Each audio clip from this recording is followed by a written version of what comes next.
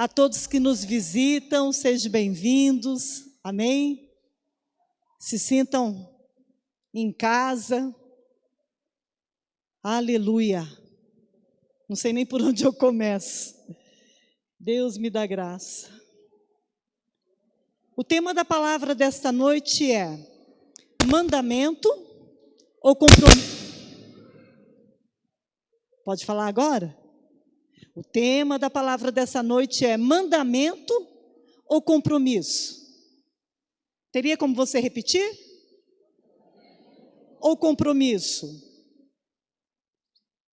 Antes de entrar no versículo, e depois que a Bia tirar as fotos, vídeo, tem misericórdia. Igreja, todos os homens estão na condição de pecadores? O que vocês acham? Uai, não é pecado dizer que você é um pecador? Então, qual é a resposta certa? Sim ou não? Sim, vocês estão certo. Estão certo. Porque todos pecaram e são culpados perante Deus. Nós e qualquer outra pessoa. Mas para que eu saiba que eu sou culpada perante Deus e que eu sou uma pecadora, qual o parâmetro que eu tenho e que nós temos para saber que isso é verdade? Qual o parâmetro que nós temos? Porque nós precisamos de algo para ler e entender e para a partir daquilo falar, opa, eu sou pecadora. Qual é o seu parâmetro? A palavra, a Bíblia. Amém, gente? E aonde que está, em nome de Jesus, a lei do Senhor? Algumas pessoas às vezes me perguntam, pastora, o que é a lei? O que é a graça? Eu vou tentar aqui de uma maneira bem simples explicar para vocês. O nosso parâmetro para saber se somos pecadores é a lei de Deus. E aonde que está a lei de Deus para que nós possamos aprender? A lei de Deus é a sua palavra. E a palavra de Deus foi encardenada. A palavra de Deus virou aqui um livro. Amém, igreja? E qual é o nome desse livro? Bíblia. Certo? Mas o que a palavra Bíblia significa? A palavra Bíblia vem do grego, que significa livro, papel ou papiro. E ela pode ser utilizada para qualquer conjunto de texto sagrado que contém os ensinamentos fundamentais de qualquer tipo de religião. A Bíblia Sagrada, que contém a lei de Deus, esta é considerada o livro que contém os escritos formando por si mesmo um conjunto concreto e determinado. E é superior às demais obras literárias. Não existe só a nossa Bíblia. Sabia disso? Qualquer religião, qualquer seita tem o seu manual. E o que significa Bíblia no grego? Um livro. Um papiro. Consegue entender agora, gente? Um papel. Então, eu quero passar aqui para vocês agora alguns exemplos de Bíblias que existem. Coloca a primeira imagem, por favor. Espero que vocês consigam ver direitinho essa imagem, que foi difícil conseguir essas 3 imagens juntas. Como existe mais de 10.000 religiões só no Brasil? Só no Brasil. Como existe mais de 10.000 Bíblias? Porque cada religião tem o seu livro, como que se fosse um manual. Eu peguei as 3 principais. A primeira, que é a Bíblia Sagrada, que está embaixo o Código Moral dos Cristãos. Depois, Ancorão, que é o Código Moral dos Muçulmanos. E depois vem a Torá, que é o Código Moral dos Judeus. As 3 podem ser chamadas de Bíblia, porque Bíblia no grego é livro. Entenderam até aí? Pode tirar, por favor, e acender a luz. Mas existem outros tipos de Bíblia. Essas três são as mais assim faladas, as mais importantes. Por exemplo, existe a Bíblia Católica. A Bíblia Católica, ela possui 73 livros. Mas a Bíblia Sagrada, que nós evangélicos usamos, tem apenas 66 livros. Por que a diferença? Olha só, 7 livros a mais foram colocados na Bíblia Católica. Quais são esses livros? Judite, Tobias, 1º e 2º Macabeus, Baruque, Eclesiástico ou Sirácides e Sabedoria. Mas também no livro de Esther e de Daniel tem algumas coisas ali que não contém na Bíblia Sagrada. Mas quem acrescentou esses 7 livros? Quem é que fez esse acréscimo ao livro que já estava encardenado? Foi um papa chamado Clemente, em 1592, Papa Clemente VII, né? Mandou publicar uma nova versão da Bíblia em latim, para que o uso fosse oficial da Igreja Católica.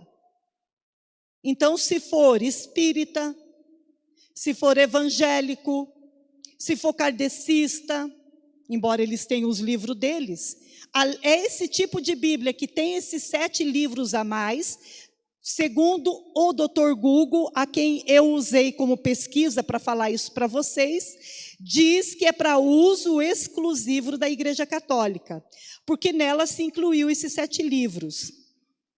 Eles fizeram uma divisão, deixa eu ver aqui, atual de capítulos e versículos, chamados livros apócrifos.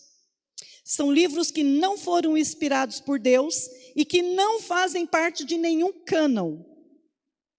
Amém, igreja? Agora, eu quero mostrar para vocês, eu ia pedir para abrir os versículos, mas eu não vou, e eu só vou trazer aqui a pergunta. Como nós podemos provar que a Bíblia foi inspirada por Deus? Eu não vou pedir para abrir a Bíblia, porque a Bíblia explica ela mesma. Então eu quero que você pense, use o seu conhecimento, a sua expertise, e você mesmo me traga essa resposta, se é que você crê na palavra de Deus. Como provar que a Bíblia foi inspirada por Deus, sem olhar o versículo aqui dentro? Não é difícil, igreja, sabe por quê? Devido às profecias cumpridas. As profecias cumpridas são evidências que houve uma inspiração. Muitas evidências de origem bíblica, divina da Bíblia, mais forte ainda a profecia que foram cumpridas. Por quê? Porque isso é a essência. É como se fosse uma assinatura de Deus em seu livro, uma indicação inigualável de que a Bíblia é obra de Deus. Amém? Outra pergunta. O que comprova a veracidade da Bíblia? Não vou pedir para abrir os versículos também, porque senão pode ser contestado, vamos dizer assim. Mas hoje, no planeta Terra, morando no Brasil, pessoas como vocês que têm acesso à internet, que têm acesso à televisão, ao conhecimento, como que vocês podem ter certeza sobre a veracidade da Bíblia? Também não é difícil não, igreja. Novas escavações, achados arqueológicos, escritos antigos, descobertas surpreendentes e avanço do conhecimento científico confirma o que a Bíblia diz. Glória a Deus por isso. Vocês estão aí? Tudo isso aqui é uma introdução para você poder entender a palavra, tá? Tudo isso aqui é uma introdução.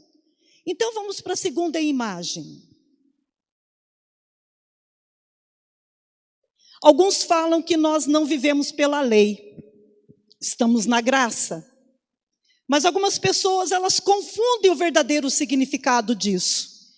Então, aqui se você quiser acompanhar, abra sua Bíblia, por favor, no livro de Êxodo, capítulo 20, e você vai acompanhar do versículo 1 ao 17.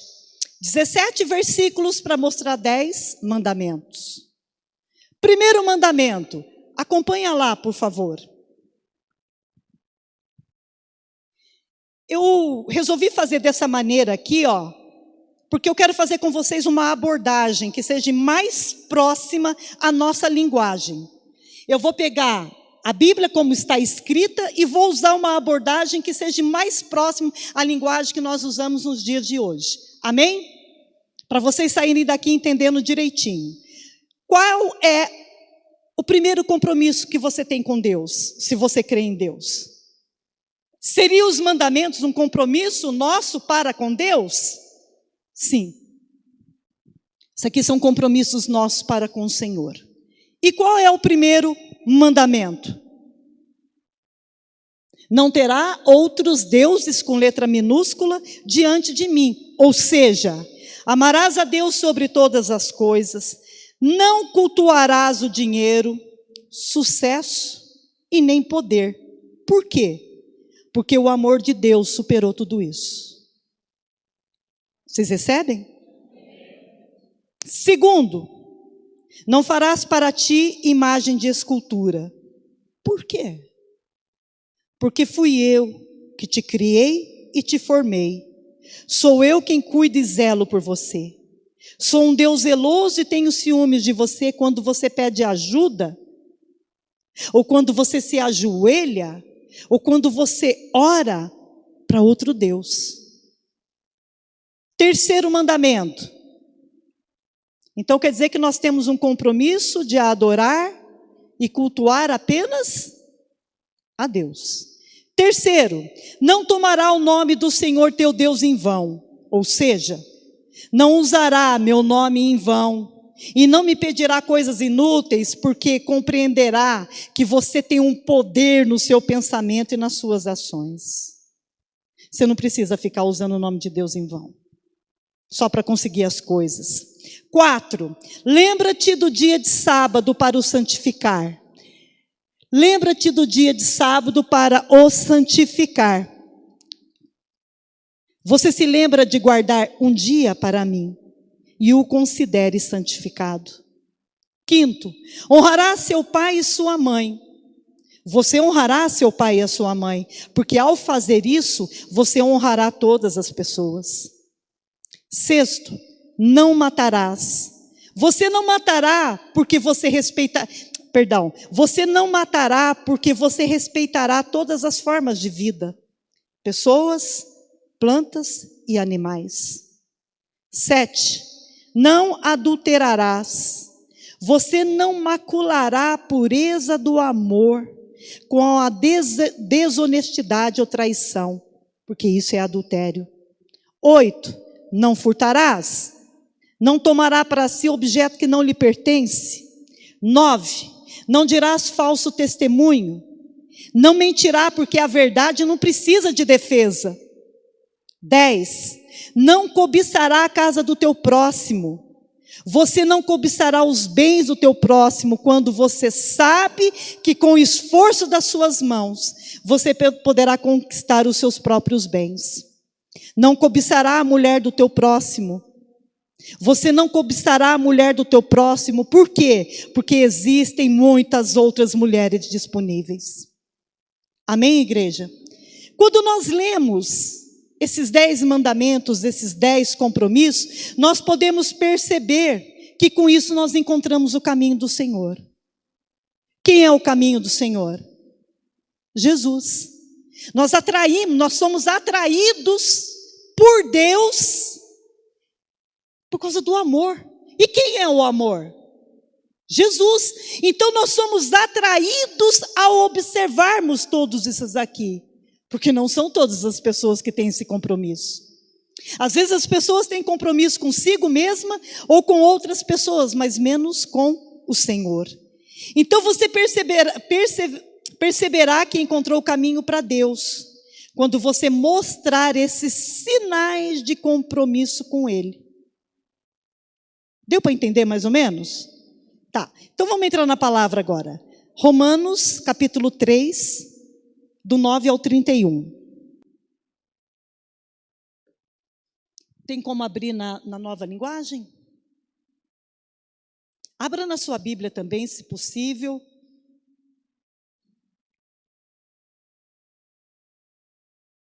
Isso. Romanos 3, versículo 9. Então, será que nós, os judeus, estamos em melhor situação do que os não-judeus? De modo nenhum. Já mostrei que todos os judeus e não-judeus estão debaixo do poder do pecado. Como dizem as Escrituras Sagradas, não há uma pessoa que faça o certo. Versículo 11. Não há ninguém que tenha juízo, não há ninguém que adore a Deus. Todos se desviaram do caminho certo, todos se perderam. Não há mais ninguém que faça o bem, não há ninguém mesmo. Versículo 13. Todos mentem, enganam sem parar. Da língua deles saem mentiras perversas e dos seus lábios saem palavras de morte, como se fosse veneno de cobra. A boca deles está cheia de terríveis maldições. Eles se apressam para matar, por onde passam deixa destruição e desgraça. Versículo 17. Não conhecem o caminho da paz e não aprenderam a temer a Deus. Nós sabemos que tudo que a lei diz é dito para os que vivem debaixo da lei. Isso a fim de que todos parem de se justificar e a fim de que todas as pessoas do mundo fiquem debaixo do julgamento de Deus.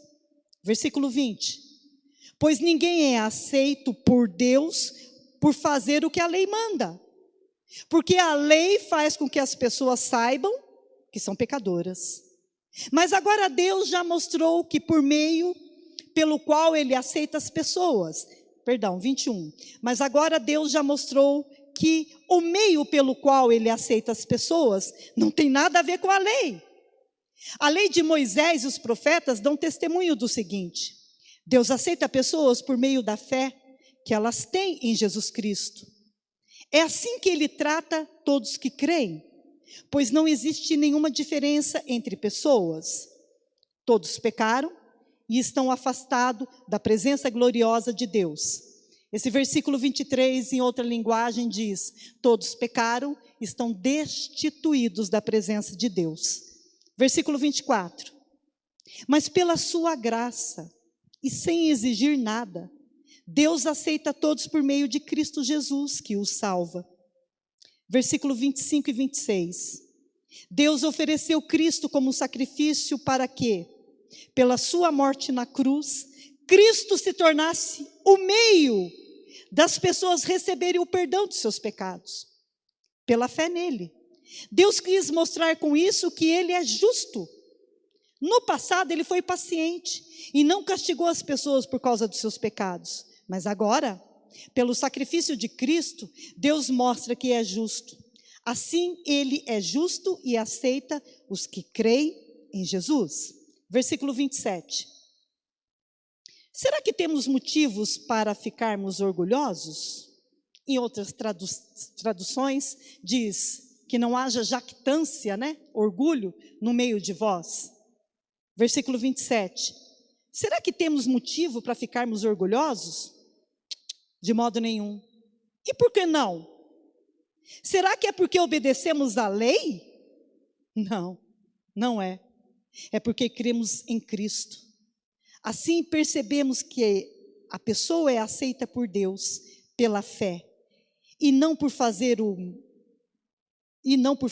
que a lei manda. Deixa eu fazer uma ressalva aqui, porque às vezes as pessoas não entendem. Não significa que não obedecemos a palavra de Deus. Eu estou querendo dizer, estou lendo para vocês, que não adianta só você ter uma Bíblia, conhecer os mandamentos, saber o que está escrito aqui, se os mandamentos não for compromisso para você. Vocês estão entendendo? Não adianta ter a lei apenas. Não adianta ter a palavra de Deus apenas. Quem salva é Jesus. Vocês estão entendendo? Então, não significa que não obedecemos a palavra de Deus, mas só isso não adianta, porque quem nos justifica e salva é Jesus Cristo. Versículo 29. Ou será que Deus é somente Deus dos judeus? Será que não é também Deus dos não-judeus? Claro que é. Versículo 30. Deus é um só e aceitará os judeus na base da sua fé. E também aceitará os não-judeus por meio da fé que eles têm. Será que isso quer dizer que, por causa da fé, não tratamos a lei como ela não valesse nada? Não, de modo nenhum, pelo contrário, afirmamos que a lei tem todo o valor. Vamos fechar os olhos? Pai, eu li a sua palavra. Uma palavra difícil para quem está começando agora a entender. Uma palavra difícil para quem já está há muito tempo na estrada e ainda não percebeu que a fé em Jesus Cristo é que traz a salvação. É pela graça. Mas eu peço em nome de Jesus que a palavra do Senhor entre no nosso coração e hoje, Pai, e ocupe o lugar que ela merece. Lugar de destaque. Porque nós temos compromisso com o Senhor, meu Deus. Amém, igreja? Vocês entenderam o que vocês leram no verso 21? Vai acompanhando aí, Lucas. Essa mesma passagem, o verso 21, a lei poderia apenas condenar, está escrito aqui. A lei poderia apenas condenar, mas não justificar. Portanto, não existe diferença entre as pessoas, não existe diferença em quem é nascido em Israel, ou em nós que nascemos aqui em Minas Gerais, ou você que nos visita, ou que não nasceu no Brasil, não nasceu em Minas Gerais, não importa onde você tenha nascido. A lei só serve para nos condenar, porque ela nos mostra o que nós devemos e não fazer. Ela não nos justifica. Entenderam, igreja? Qualquer pessoa, more onde morar, precisa, antes de ser salva, reconhecer e confessar que são pecadoras. Vocês conseguem entender que vocês são pecadores? É interessante quando eu vou orar com algumas pessoas, eu falo, confessa, eu não tenho nada para confessar. Mas quanto tempo faz que você confessou com Deus? Uai, quando eu me converti. Ô, louco! Quanto tempo passou e você não fez nada de errado? Não. Aí como é que eu vou explicar para um ser desse? Eu fico quieta. Porque ainda se eu falar vai ser usado contra mim, né? Foi a pastora que disse. Então eu pulo fora. Vocês estão entendendo? More aonde morar. Você precisa, antes de ser salvo, reconhecer e confessar que são pecadoras. Não é porque você tem uma Bíblia na sua casa que você vai ser salvo.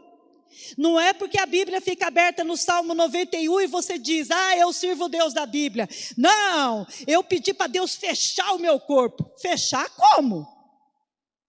Pelo amor de Deus, onde está escrito isso na Bíblia? Não, eu tenho o meu corpo fechado, nada de mal me acontece. Mas está totalmente fora do compromisso que os 10 mandamentos nos falam. Então, só para vocês entenderem direitinho, coloca rapidinho Romanos 10, do 9 ao 10, por favor. Só para ficar bem explicadinho, para me passar para a palavra, olha o que está escrito. A saber, se com a tua boca confessares ao Senhor, qual Senhor nós temos que confessar? A saber, se com a tua boca confessares o Senhor Jesus e no teu coração crer que Deus o ressuscitou dentre os mortos, será salvo. Visto que com o coração se crê para a justiça e com a boca se faz confissão para a salvação. Entenderam agora, gente? Amém. Então vou voltar agora para a palavra. Romanos 3, o verso 24, por favor. Isso nós já lemos. Mas olha o que está escrito aqui. Quando entendemos isso que está escrito aqui, somos declarados inocentes e absolvidos. Por quê? A graça é um amor. A graça é um favor imerecido de Deus para com todo homem. Fomos redimidos mediante um pagamento. E qual foi o preço estabelecido para que nós pudéssemos ser absolvidos? Essa absolvição foi feita através de um resgate que nos libertou do castigo e incluiu o perdão dos nossos pecados e a vida eterna. E esse preço quem pagou para nos resgatar foi Jesus. Jesus, através do seu sangue e morte de cruz. E como Jesus morreu pelo nosso pecado, uma vez por todas, abre para mim, por favor, Romanos 6, 9 e 10.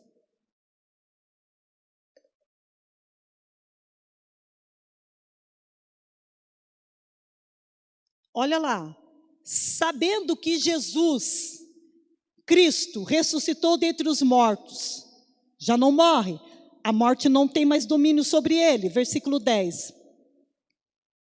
Pois quanto a ter morrido de uma vez, morreu para o pecado, mas quanto ao viver, ele vive para Deus. O que eu quero dizer com esse versículo? Se Jesus morreu uma vez pelos nossos pecados, então morra você também uma vez só para as coisas erradas que você já fez. A partir de hoje, em nome de Jesus, use isso aqui, ó. Se eu vivo para Deus. Aquilo que eu fazia de errado, que não está em concordância com os compromissos que eu tenho com o Senhor, eu não faço mais. Se Jesus morreu uma vez só para o pecado, nós também podemos fazer isso. Vocês aceitam isso? E os namorados, aceitam isso? E os que são solteiros aceitam isso? Porque para isso aqui tem que ter renúncia. E se não estiver em concordância com a palavra de Deus, você está em pecado. E Jesus já morreu uma vez apenas pelo pecado. Ele não vai precisar morrer mais. Ele já morreu. Então morram você também, em nome de Jesus, para as coisas erradas. Glória a Deus, igreja. Aleluia.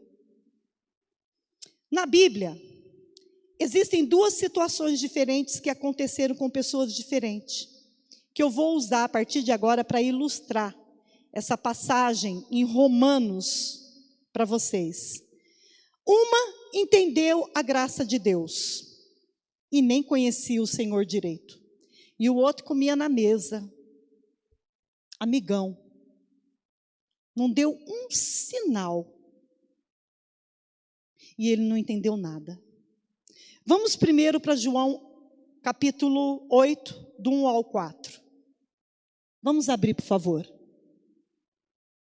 Isso. Deixa eu ler aqui na minha Bíblia.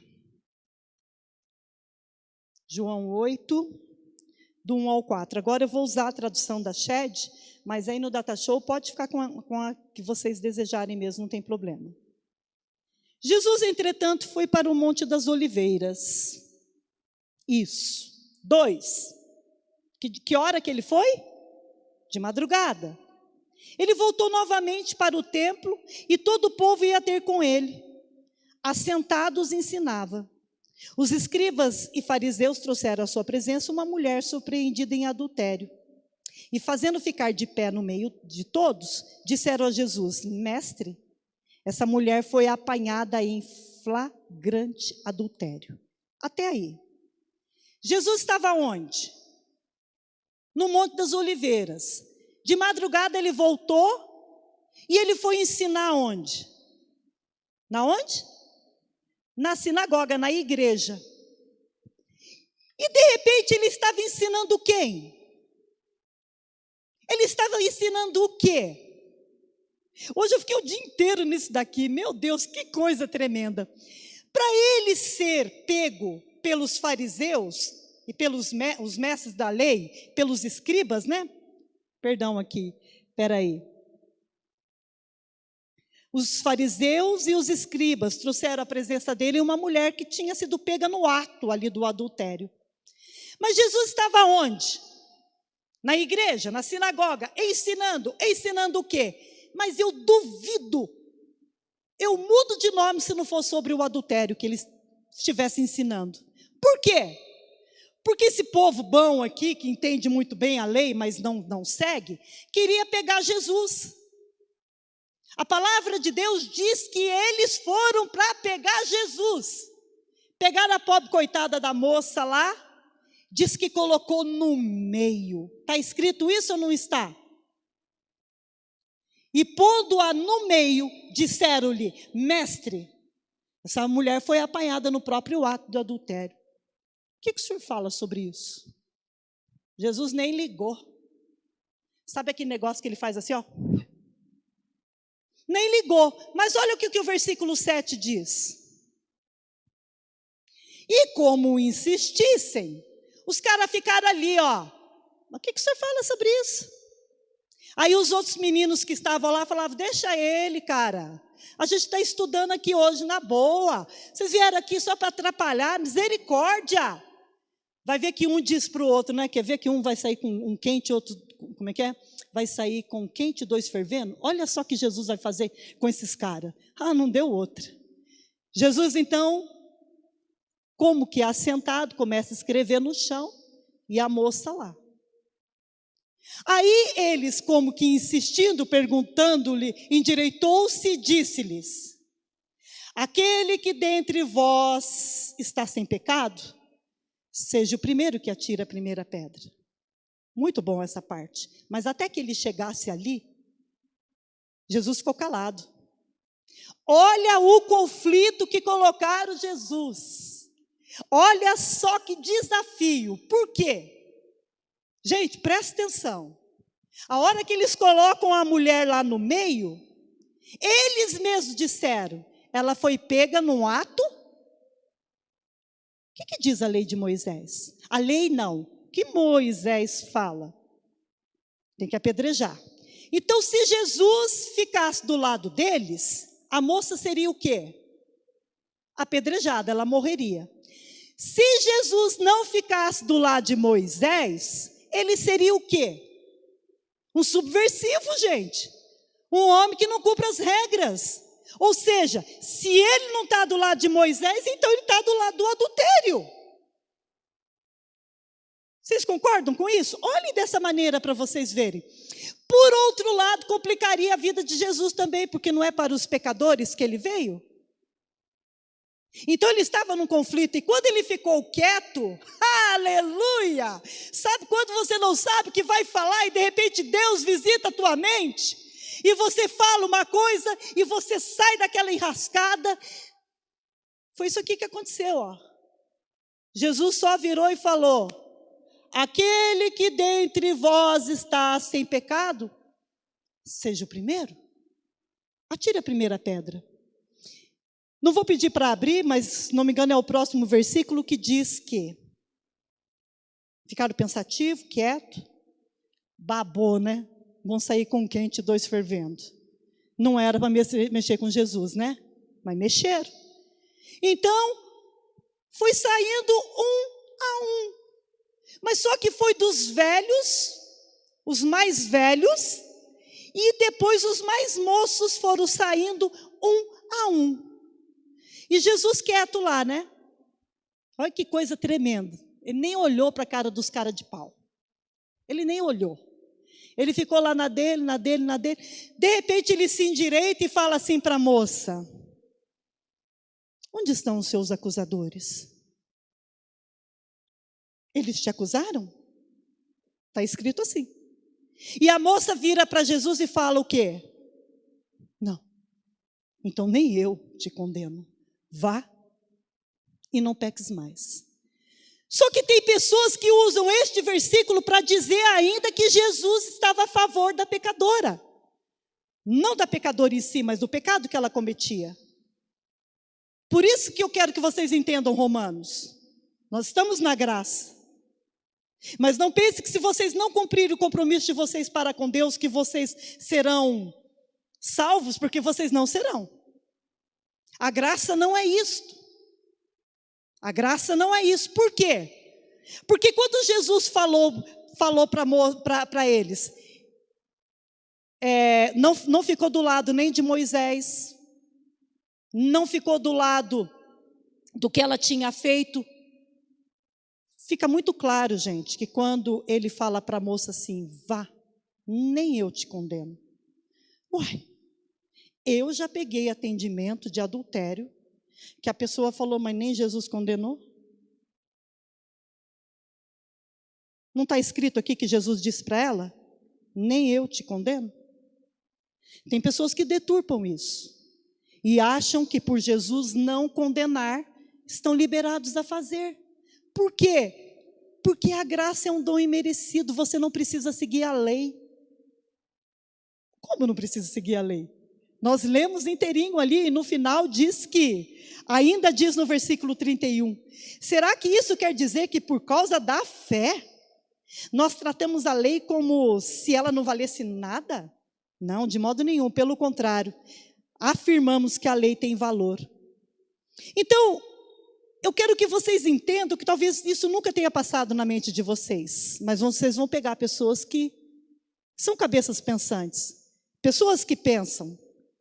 Quando Jesus disse para a moça, eu também não te condeno, não é que ele não estava condenando o pecado, mas Jesus não era juiz ali, igreja. Quem eram os acusadores da moça? Não tinha ficado nenhum. Então, se aqueles que estavam acusando a moça não estavam lá, por que Jesus ia fazer isso de acusar? Ele não era juiz, vocês estão entendendo? Então ele disse, vá e... Então fica muito claro que Jesus também não aceitava o pecado do adultério. Vá e não peques mais. Vá e não peques mais. Fica muito claro. Jesus amou aquela moça do jeito que ele nos ama, porque todos nós somos pecadores. Ninguém merecia ir para o céu. Ninguém. Mas por causa do amor de Jesus, por causa da obra que ele fez na cruz, nós ganhamos essa absolvição. Amém? Mas você está preparado a renunciar às coisas erradas por amor ao Senhor? Estão mesmo? E o negócio na Sara, nossa terra pega, né? Pega. Porque você não tem que ir para Jesus pagar suas contas, resolver os seus conflitos. Você não tem que ir para Jesus para você não ter mais o problema de vazio existencial. Não. Você tem que ir para Jesus porque Ele perdoa os seus pecados e é Ele que te dá a vida eterna. Vocês estão entendendo, igreja? Não venham para Jesus com outra intenção. Porque todas essas coisas que você tem para resolver, é fato que Ele vai te ajudar. Mas se você vier até Ele pedindo, querendo essas coisas em trocas, é certo que você não entendeu o que é a graça. Vamos para o outro caso, uma outra situação. João capítulo 13, versículo 21. Vocês imaginam Jesus ensinando sobre o próprio divórcio? Por que eu falo isso? Porque ao estudar a palavra, no livro de Mateus capítulo 5, 27 ao 32, 19, 9, tem mais outra passagem que mais ou menos fala sobre isso que estava acontecendo.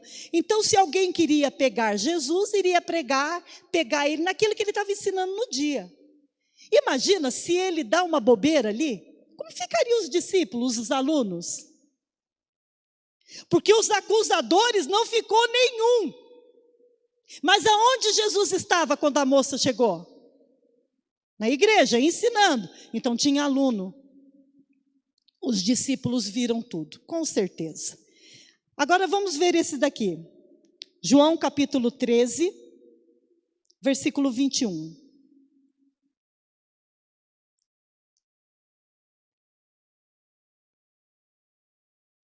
Dita estas coisas, angustiou-se Jesus em espírito. Presta atenção que o espírito ali é minúsculo. Não está se referindo ao Espírito Santo. Está se referindo ao espírito humano de Jesus. Porque ele estava aqui na terra como nós, em carne. Dito estas coisas, angustiou-se Jesus em espírito e afirmou: em verdade vos digo, que um dentre vós me trairá. 22. Então os discípulos olharam um para os outros e sem saber a quem a ele se referia. Interessante, né? Depois de dizer isso, Jesus ficou bem aflito. Está no versículo 21. Angustiou-se. Nossa, Jesus ficava angustiado. Aleluia! Então eu também posso? Pode, filho, e deve. Você é um ser humano. Depois de dizer isso, Jesus ficou bem aflito e declarou abertamente aos discípulos que um deles iria traí-lo. Nós sabemos que foi Judas. E no dia o pessoal sabia? E ao ler o versículo 22, deixa 22 por favor, não fica bem claro que se um ficou olhando para a cara do outro, quer dizer que ninguém sabia quem seria o traidor? Não fica fácil de entender assim? Nós sabemos que é Judas. Gente, o cara não deu um sinal. Tem pessoas que vão estar do seu lado, comendo na sua mesa, conversando com vocês, trabalhando com vocês. E é traidor. É traidora. Só que você não nota. Mas Jesus sabia. E olha que tremendo ter a graça do nosso lado, né? O Senhor sempre vai nos abençoar. Ele sempre vai despertar. Vocês lembram do culto do domingo passado? Ele sempre vai despertar a nossa consciência para que a gente saiba. Ele sempre vai despertar. O problema é quando a gente acusa pessoas que não são traidores. Mas pelo contrário, né? O diabo joga uma pedra e você acha que aquele que é traidor, na verdade, não é. São pessoas que te abençoam. Então nós precisamos desesperadamente de Deus, dos dons do Espírito, para que a gente possa discernir. Glória a Deus, igreja. Se eles não sabiam, se Judas não tinha dado sinal, por que Judas traiu Jesus? Por quê? Vocês nunca fizeram essa pergunta? Judas não era suspeito. Todos confiavam nele como tesoureiro. Quando Jesus disse para eles que um iria traí-lo, Jesus estava apelando para a consciência e o coração de Judas. Jesus não queria dedurar ninguém. Jesus estava apelando para que Judas ali tivesse sanidade mental e pudesse ver a condição que ele estava, porque Judas sabia que era ele. Mas Judas não percebeu que era ele, igreja. Olha que coisa louca. O diabo só entrou nele depois que Jesus deu o pedaço de pão molhado. Até então, nem Judas estava percebendo que era com ele que Jesus estava falando. Nossa, pastora, que coisa louca é essa? É o que eu penso. Sabe por quê? No coração de Judas, quem estava sendo traído era ele. Não era ele que estava traindo Jesus, era ele, era Jesus que estava o traindo. Qual base bíblica eu tenho para falar isso? A gente sabe que Judas Iscariote era de um grupo dos zelotes. E esse grupo dos zelotes, eles estavam esperando um Messias, alguém que politicamente fosse libertá-los do império, qual império? Romano. E Judas, quando ele conheceu Jesus, Judas era o único discípulo que não era galileu. E Judas, quando conheceu Jesus, e todos paravam para ouvir Jesus, todos ficavam maravilhados com Jesus, ele não percebeu a graça. Ele ficou vendo Jesus como o líder político que poderia os livrar dos romanos. Enquanto Judas queria ser liberto do império romano, Jesus queria libertá-los do império das trevas. Mas ele não percebia. Então ele achava que Jesus era um fraco. Ele sabia, já no entendimento dele, que Jesus não correspondia mais às expectativas. Agora você imagina, Até me arrepia. Jesus sentado, a gente sabe que Pedro, que estava perto de Jesus, pediu para o João perguntar para Jesus, porque se Pedro perguntasse, ia sair com quente, dois fervendo, a gente sabe disso, né? Mas para João, Jesus contou. O que Jesus contou para João? Aquele que eu der o bocado, que é o pão molhado, né? E fica bem claro que não foi outro discípulo que entregou. Jesus disse, a quem eu der o bocado. Fica muito claro que Judas estava sentado à esquerda. E quem já estudou a mesa, a posição, é uma posição de, nossa, pai, é amigo do peito. Então, quando Jesus deu o bocado para Judas, até na última hora o Senhor tentou despertar a consciência dele. Porque a única coisa que nos traz a verdade, a única coisa que nós podemos confiar em nós mesmos é no nosso espírito, igreja. E o nosso espírito é a nossa intuição, é a nossa consciência. Quando você anda pelas coisas que o seu coração diz, você erra. Porque isso é andar pela alma. Eu estou tão triste hoje. Por que está triste hoje? Não sei, não tem motivo. Pelo amor de Deus. Será que isso não virou um hábito na sua vida de estar triste? Quando você desperta, quando a tua consciência vem à tona, você começa a perceber coisas que você não percebia em você. E foi isso que Jesus tentou fazer, até o último minuto. Uai, qual a diferença de Judas para a mulher lá? Qual a diferença de Judas para aquele homem xingando Jesus lá na cruz na hora de morrer? Foram dois ladrões, lembra? Um foi salvo e o outro não. Qual a diferença? Nenhuma. Todos são pecadores iguais a nós. A hora que Judas pegou o bocado, na mesma hora, quem que entrou dentro do corpo dele? Até então, ele não sabia o que estava fazendo. Ele visualizava algo em Jesus e ele teve a maior decepção. Eu esperava alguém que fosse nos libertar. E vem esse cara falando do reino dos céus. Eu já tenho o reino dos céus. Eu já sou do Senhor. Eu já conheço tudo que está na Bíblia. Mas não segue, né, irmão? Não segue, né, minha irmã? Diz que é do Senhor, diz que faz tudo, mas na primeira oportunidade que dá, você mente. Na primeira oportunidade que dá, você vai lá e faz uso daquilo que você não pode fazer uso. Judas não estava entendendo o que era graça, se sentava na mesa, igreja. Ele se sentava à mesa. Ele era amigão de Jesus. E ele não pôde entender o que era graça, porque não era a graça que ele estava esperando. E o que é a graça em nós hoje, senão, meu Pai, o perdão dos nossos pecados e a nossa vida eterna? Amém? Por que Judas não entendeu? Porque ele estava com o coração endurecido. Quando a pessoa está com o coração endurecido, sabe uma coisa que eu tenho aprendido? Demorou para mim aprender, porque eu sou colérica, gente. Pensa numa pessoa mandona, sou eu. E sou sanguínea. Pensa numa pessoa braba, sou eu. Mas eu aprendi. E vocês todos são, viu? E menos porcentagem, mais porcentagem, vocês são. Dá risada, muda.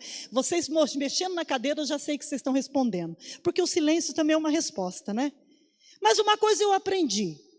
Se com o meu negão em casa, vou mandar um beijo para ele. Ele vai me ver amanhã só, pregando.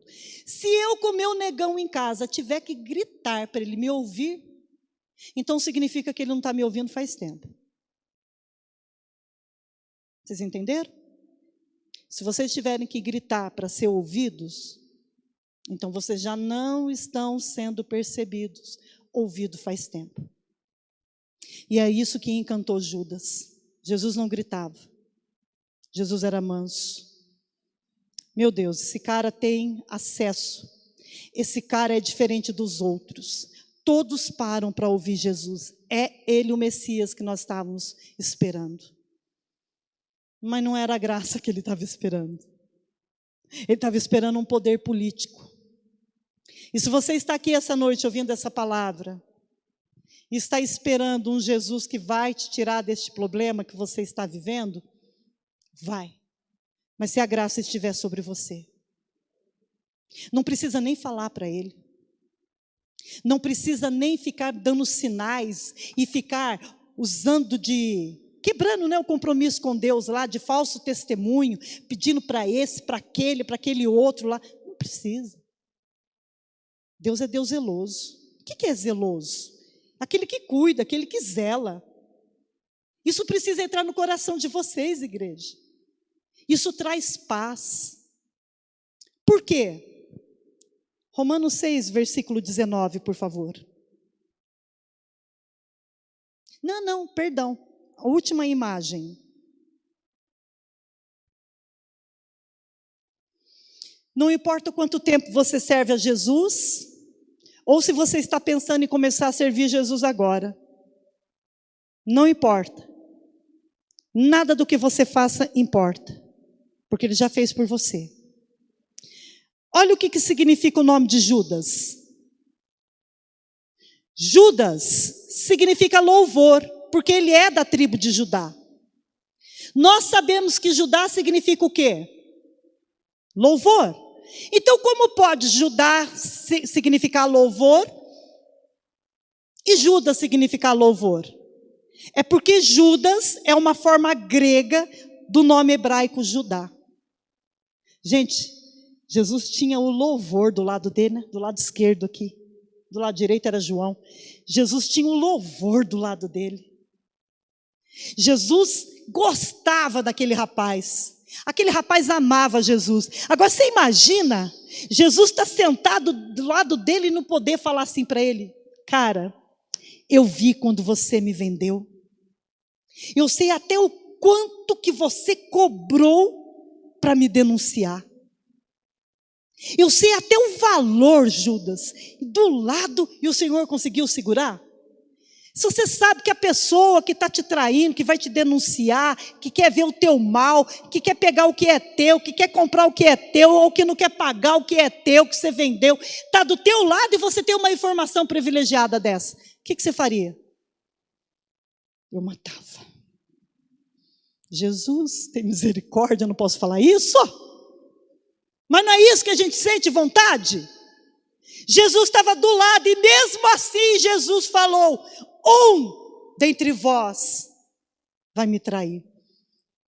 Ninguém sabia que era ele, mas ele no fundo sabia que estava triste com Jesus. Por que a consciência dele não foi desperta, igreja? Por causa do coração?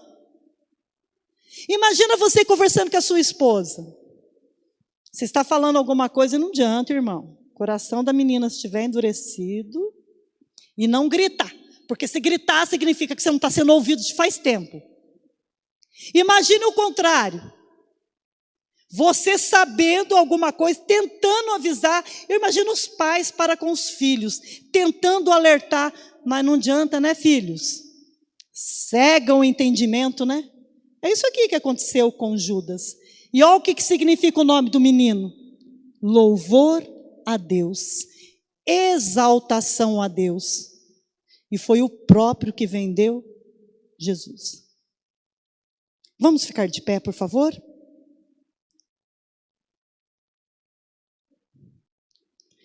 Imagina, eu sei que foi você que vai, eu sei que é você que vai me denunciar. E com um beijo. Eu estou te dando esse bocado de pão aqui, ó.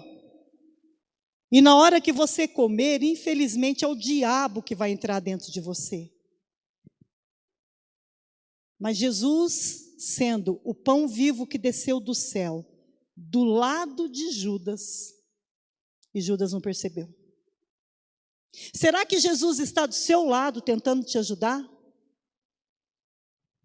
Será que Jesus já não está fazendo de tudo para te ajudar e você está com a mente fechada e não está enxergando?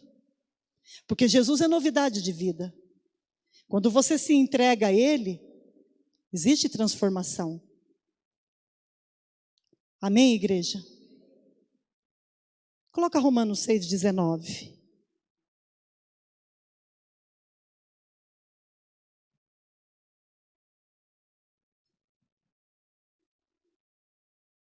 Esse versículo é muito forte. Eu falo como homem, pela fraqueza da vossa carne, pois que assim como apresentaste os vossos membros para servir à imundícia e à maldade, para a maldade, assim apresentai agora os vossos membros para servirem à justiça, para a santificação. Gostaria que vocês fechassem os olhos.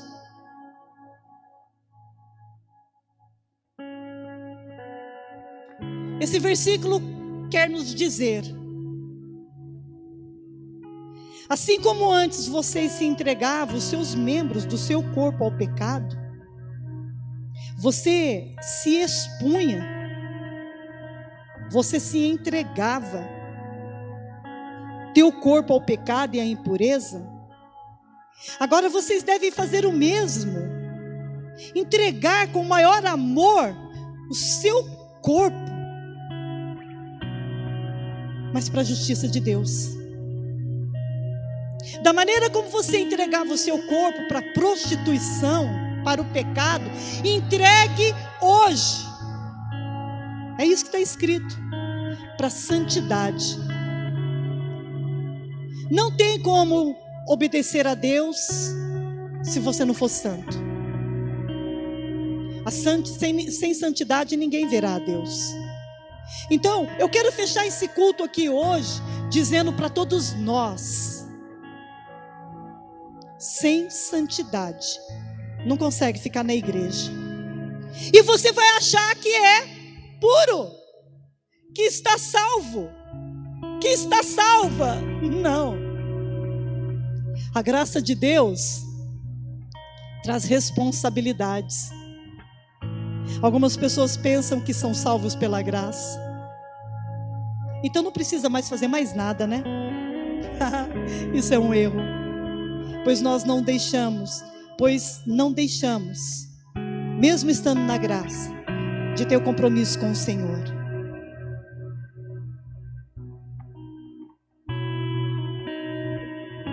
Pensa nisso. Pensa nisso. Olhem para cá, por favor. Coloca Romanos 6:21. Eu não vou ler, vocês vão lendo. O pecado tem dois resultados. E os resultados estão ali, ó. Vergonha e vazio existencial. É para isso que o pecado serve. Para te deixar envergonhado, envergonhada e com um vazio. Romanos 6, do 21 ao 23.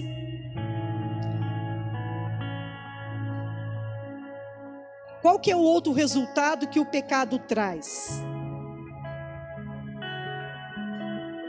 Passa o 21. Mas agora, libertados do pecado e feitos servos de Deus, tende o vosso fruto para a santificação e por fim a vida eterna. 23. Porque o salário do pecado é a morte, mas o dom gratuito de Deus é a vida eterna, por Cristo Jesus, nosso Senhor. Qual que é o outro? O outro resultado do pecado baseado em Romanos 6, 21 ao 23. Morte eterna e ter o futuro, ter o inferno como futuro. O fim de uma vida de quem semeou na carne é a vida no inferno. Hoje você está livre do pecado, estando em Cristo Jesus, porque você está mudando de Senhor. Antes você servia ao diabo, mas agora você serve ao Senhor Jesus Cristo. Tá bom para vocês ou vocês querem mais? A graça basta para vocês? Ou vocês vão fazer tudo de novo o mesmo erro para cair nos mesmos enganos? A igreja sai nessa terra, não tem doutrina? Tem. Me procura para saber a doutrina sobre o namoro. Eu conto para você. Eu não vou ficar atrás das pessoas e dizer: irmã, vai fazer outro erro. Irmão, não faça isso. Não. Se eu precisar gritar, significa que ninguém está me ouvindo. E a justiça de Deus? Ela também tem dois resultados. E os principais, dentre muitos principais, são a santificação, que é uma vida que semeia no Espírito. Quem semeia na carne vai morar no inferno. Quem semeia no Espírito vai morar no céu. E a vida eterna? A vida eterna é um presente gratuito. E todos nós merecíamos o inferno. Mas Jesus Cristo nos dá esse dom, que é de graça, a todos que nele crêem. Vocês creem em Jesus? Então manifesta com o seu corpo, por favor. Não é para mim que vocês têm que falar. Vocês creem em Jesus? Eu creio, Senhor. E quem é Jesus? Ele é o Filho de Deus. A troca de Senhor é bem essa. Você deixa de servir ao diabo, mesmo sabendo que não o servia. E agora você passa a ter outro Senhor e um Salvador. Aleluia. Então, irmãos, comprem Bíblia, tragam Bíblia. Tem gente que já deixa até aí na cadeira, nem leva para casa, porque não vai precisar, né? Deixa aí. Comprem. De vez em quando vai lá, recita o Salmo 23 e o 91 e sai dizendo aí por aí que vocês são salvos. Você não é salvo pela lei. Entenderam isso? Vocês são salvos nós somos salvos pela graça. E que graça é essa? É um dom imerecível, gratuito, que vem da parte de Deus, através do seu Filho Jesus. O inferno não está cheio de pecadores. O inferno está cheio de pessoas que não se arrependeram. E para ter essa graça, para ter a vida eterna, sim, é necessário confessar os seus pecados. Sim, é necessário se arrepender. Aí Jesus vem, te tira da fila onde você estava indo para ser julgada no tribunal, porque o céu tem um tribunal, e ele se coloca no seu lugar. Quem que merece isso? Romanos diz: ninguém faz o certo, todos são maus, todos mentem. Nós lemos isso. Ninguém merece, ninguém. Mas ele nos amou. Aleluia por isso. Se você veio aqui hoje buscar uma resposta para a sua vida, a resposta é essa: faça do Senhor Jesus seu Senhor e Salvador, e o resto deixa com Ele. Deixa com Ele. Agora, se você só veio buscar aquilo que Ele pode te dar, pode ser, eu acredito em milagres. A multidão só ficava atrás de milagres, mas Ele quer muito mais. Ele quer despertar a tua consciência para te mostrar onde você está errando, para você sair desse caminho, para que você tenha vida e a tenha em abundância. Palavra boa, igreja, palavra favorável. O Senhor está te dizendo que Ele vai sair a seu favor, mas se você for dele. Amém? Então vamos orar para finalizar? Como que a gente faz para trocar de Senhor? Vou ensinar vocês, porque eu já fiz isso uma vez, e essa convicção entrou dentro do meu coração. Eu aceitei Jesus numa quarta-feira, na igreja pentecostal do Brasil, lá no bairro Veronês, por volta de 7h30, 8h da noite. E eu nunca mais esqueci aquela oração daquele dia, porque eu literalmente morava no inferno. E o Senhor me libertou. E a oração foi essa, simples. Mesmo que você já tenha feito, que você também tenha convicção, faça. Fala: Senhor, eu falo o seu nome inteirinho. Confesso com a minha boca: sou pecadora.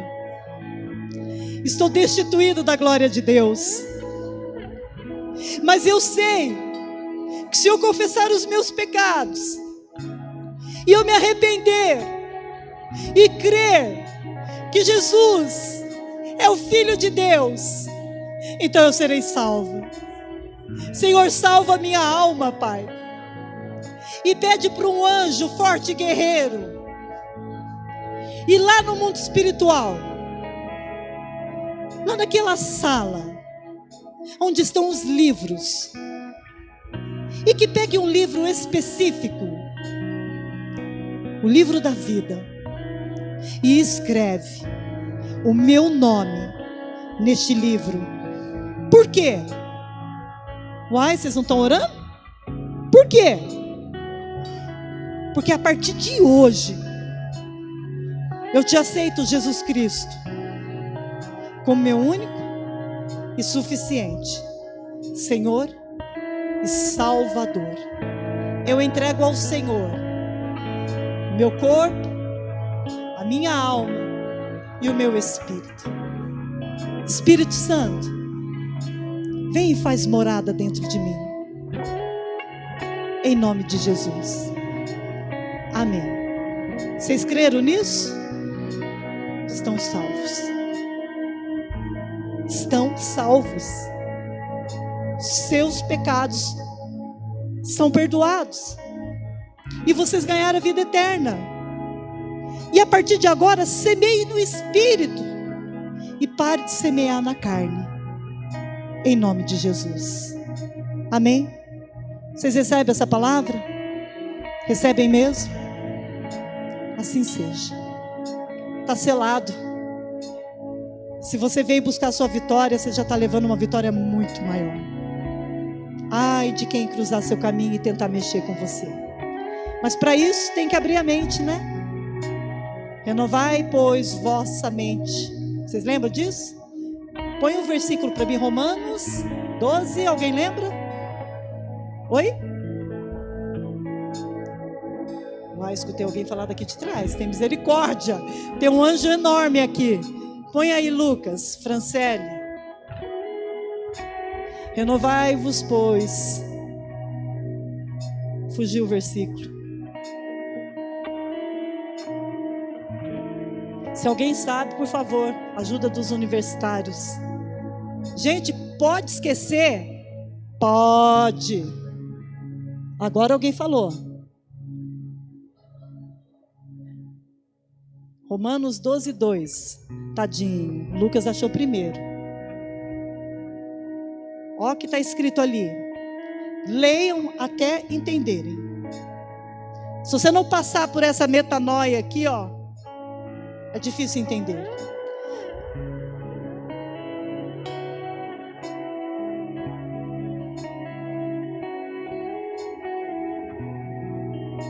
Vocês querem experimentar a vontade de Deus? Vocês querem experimentar a vontade de Deus? Renove seus pensamentos. Seu entendimento é o seu pensamento. Primeiro você pensa para depois sentir. Depois você age. Você não sente para depois pensar. Não existe isso. Então, se você quer uma renovação do seu entendimento, aí ó, pare de se conformar com as coisas. Aí a vontade de Deus vai se manifestar na sua vida. Glória a Deus por isso. Vamos dar uma salva de palmas para o Senhor. Aleluia. Sai do seu lugar, abraça o seu irmão e diz para ele: cara, recebi o perdão dos meus pecados. Gente, isso é sério demais. Eu tenho a vida eterna. Isso que queima dentro de você, sabe o que é? Sua consciência, seu espírito. É isso que queima dentro de nós. Uau! Eureka! Sim, Jesus é o nosso Senhor e Salvador. Vão com Deus. Deus abençoe vocês.